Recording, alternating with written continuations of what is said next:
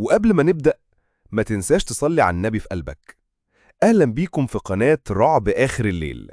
معانا هتشوف كل حاجة تخص الرعب من حيث الأفلام والقصص وحتى كمان ألعاب الرعب. ويلا بينا ندخل في قصة النهاردة.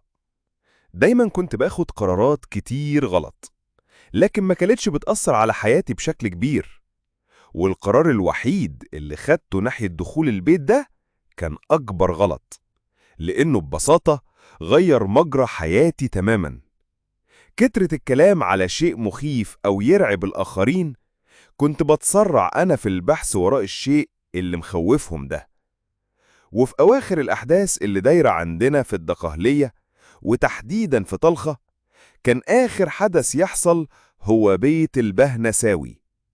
لأن من بعد الحدث كترة الكلام على البيت زادت قوي، وبقى الكل يخاف من بيت البهنساوي، وأي حد يسمع اسمه بس يستعذ بالله ويقفل الموضوع.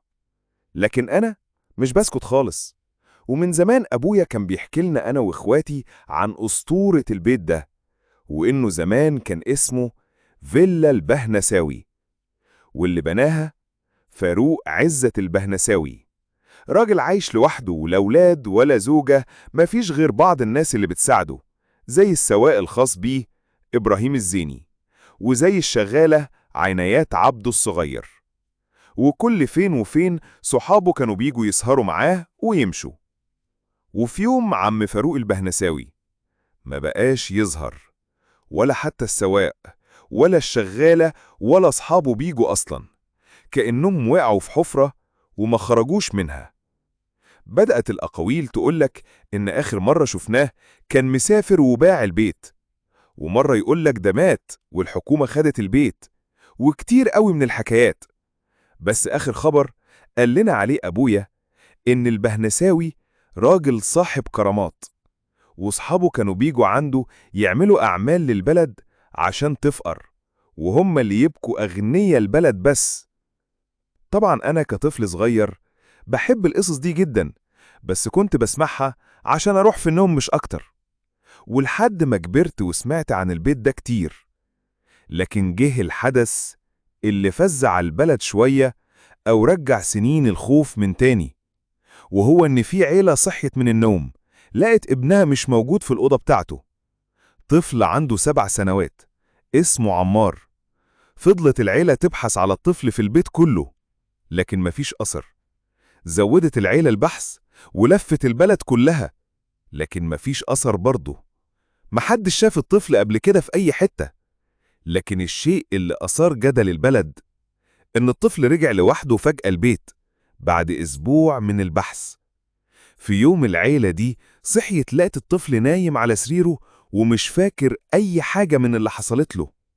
لكن بعديها بكام يوم الطفل كان ماشي مع أمه في البلد، وعدى من جنب بيت البهنساوي، وقال لأمه إنه دخل البيت ده قبل كده وقابل راجل جوه. شكت أمه في الكلام، لكن فضلت حافظة السر لحد ما حصلت نفس الحادثة تاني، لكن المرة دي مش لعمار، ده كان الطفل رامي، وبرضه اختفى أسبوع وبعديها رجع البيت لوحده. لكن يختلف رامي عن عمار في شيء، وهو إنه فاكر اللي حصل في الأسبوع ده. قال رامي إنه دخل بيت البهنساوي وشاف راجل لابس بدلة سودة وطربوش أحمر، ومعاه أصحابه اللي لابسين زيه.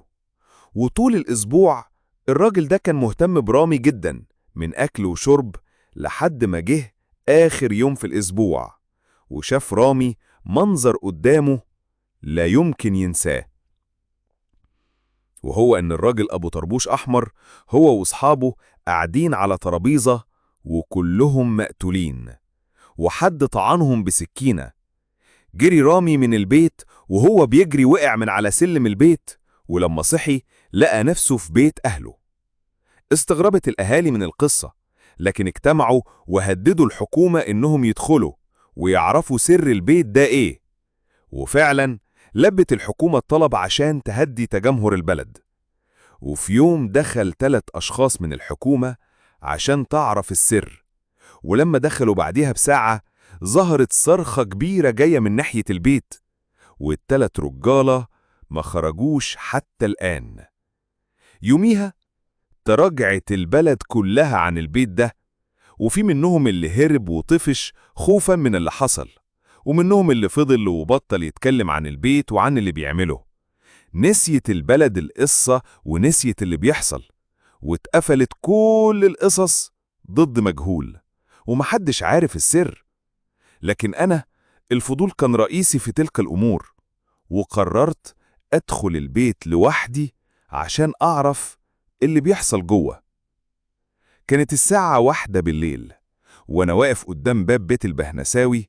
صوت فوضى الليل بيرن في أوداني، وقبضة الخوف كانت ماسكة فيا ومسيطرة على عقلي، لكن كنت بحاول أبعد تفكيري عن الخرافات دي. أول شيء ألمسه في البيت ده كان هو الباب. كان شكله جميل جدا، هو مطرب بس شكله تحفة فنية، عليه زخرفة يدوية غريبة كأنها كلمات وألغاز. مقبض الباب من النحاس وكان تقيل جدا. فتحت الباب اللي كان مفتوح أصلا ودخلت جوه، وبدأت اللعبة. أول حاجة حسيتها في البيت إنه ليه ريحة غريبة تحسها ريحة زمان. وقفت شوية بتفقد بعيني المكان.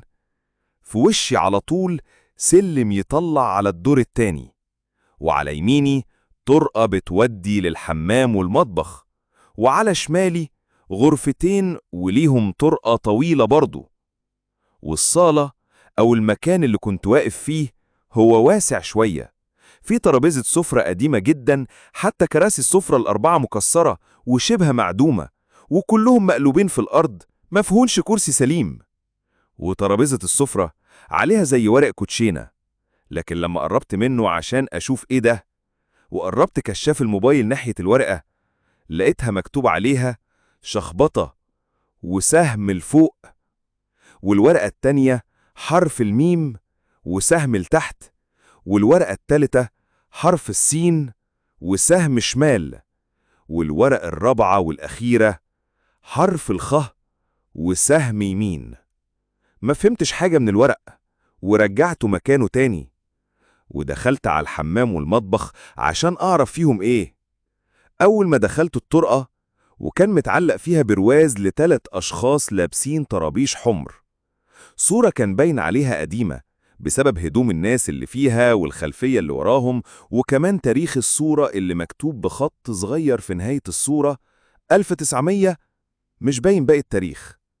كملت خطواتي لقدام لحد ما وصلت عند باب الحمام، واللي كان واسع شوية ومنقسم لحاجتين: حمام وحوض لوحده، وبانيو صغير في الأرض لوحده. لكن في الحمام حصلت حاجة غريبة. وأنا بوجه كشاف الموبايل ناحية مقعد الحمام، لاحظت بنت لابسة فستان أسود منقط أبيض، وشعرها أسود فحم، لكن كان مغطي وشها، وجلد إيديها أبيض شاحب مشقق. ما شفتش تفاصيل كتير بسبب إن النور فصل. ولما رجع تاني لوحده وفي نفس الثانية اختفت البنت.